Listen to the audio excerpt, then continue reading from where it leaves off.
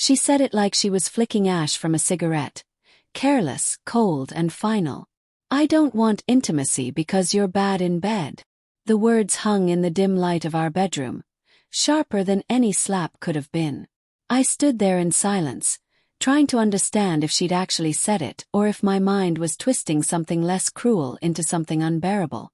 But her face was calm, her expression unreadable, like she'd been saving that line for a while. I remember the sound of the rain outside that night.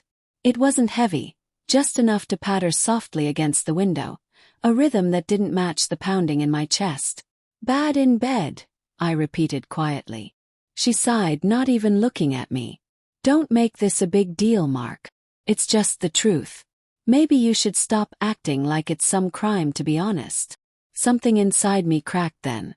Not rage, not even humiliation, just a hollow kind of disbelief. I stared at her, the woman I'd married 5 years ago, the one who used to reach for me in the middle of the night like I was air. What changed? Yes. She rolled her eyes. Everything doesn't have to change. Sometimes you just realize something's not working. I didn't sleep that night. I lay awake listening to her steady breathing beside me, wondering if she'd practiced that speech in her head, or if it had just spilled out in the moment. Over the next few days, she acted as if nothing had happened. She hummed while making coffee, scrolled through her phone on the couch, laughed at shows on Netflix. But something in me had shifted. I started noticing things. The way she'd smile at her phone, a private kind of smile I hadn't seen in months. The late-night girls' nights, that became more frequent. The sudden interest in new perfume. Something expensive, something I didn't buy. I told myself I was being paranoid. That maybe she was right, maybe I wasn't enough for her in the ways that mattered. But every quiet moment became a battlefield in my head. One evening she came home late again. The clock read 11:43. Her hair was messy, her lipstick faintly smudged. "Traffic," she said before I could ask. "Right," I said, forcing a smile. "Rough night." A shrug. "You wouldn't understand." That stung. A week later I found the receipt. It was crumpled in the pocket of her jeans when I went to do laundry. A restaurant receipt, 2 entrees, a bottle of wine, 1 dessert, and a note scribbled in blue ink at the bottom. "You looked beautiful tonight." The signature was just a single initial. R. For a moment the world went silent. I stood there in the laundry room, the hum of the washing machine faint in the background, the air thick with detergent and betrayal. When she got home, I didn't confront her right away. I just watched her move around the house, humming under her breath as if the ground beneath us wasn't already cracked. That night I went for a drive. Not far, just around the block over and over, trying to quiet the noise in my head. I stopped at a gas station, grabbed a coffee I didn't want, and stared at my reflection in the glass door. Bad in bed. Not enough. Replaceable. That was how she saw me now. But I wasn't going to let that be the last word. I didn't yell. I didn't beg. I decided to change. Not for her but for me. I started waking up early, hitting the gym, focusing on my body, my confidence, my self-respect. I read, learned, pushed myself harder than I had in years. The physical part came easy. The emotional part took longer. Meanwhile, she kept slipping further away. She started spending weekends at her sister's.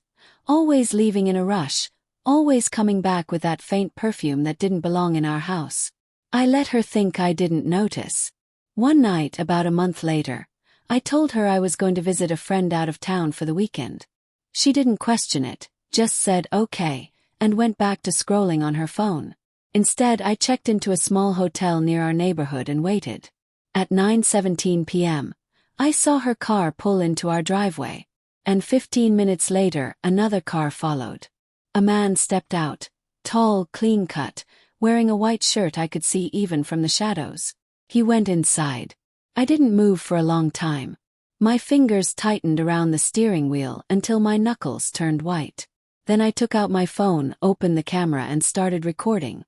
The next morning, I walked into our kitchen like nothing had happened. She was already there, sipping coffee, hair still damp from a shower. "Morning," I said. She looked up. "You're back early." Yeah, I said, setting my phone on the counter. Trip didn't go as planned. She smiled faintly, but there was tension in her voice. Everything okay? Played the video. The sound filled the room, the door unlocking, the muffled laughter, the faint clinking of glasses. Her eyes widened as the image of her and the man, I assumed, appeared on the screen. Mark, she began, reaching out. I pulled the phone away. Don't. She stood frozen, color draining from her face. It's not what it looks like. I laughed quietly. You're right. It looks like two people who can't even wait to make it upstairs. Tears welled up in her eyes. Please, I can explain. Explain what? That I wasn't enough. That you needed someone to remind you you're desirable. She covered her face, sobbing softly. I didn't mean to hurt you. I stared at her, feeling a strange calm wash over me. You did though. And you told me it was my fault. She looked up. Mark, please don't leave. I took a deep breath. I'm not the same man you broke. You said I was bad in bed. Maybe you were right. But what I learned is that being good in bed doesn't matter when your heart's already somewhere else. Her lips trembled. What are you saying? I'm saying this is the last time you'll ever get to tell me I'm not enough. I walked past her, the air heavy with perfume and regret. As I reached the door, I paused. You were right about one thing, I said quietly. Honesty isn't a crime. It's just that you didn't know how to live with it. The door closed behind me with a soft click. Outside, the morning sun was just breaking through the clouds, the world calm and still. For the first time in months I felt light, hollow, yes, but free. A few weeks later, I saw her by chance at a cafe downtown. She was sitting alone, staring into her cup like she was trying to see the past in it. Our eyes met for a moment, and she looked away. She didn't expect me to change. And that was her mistake.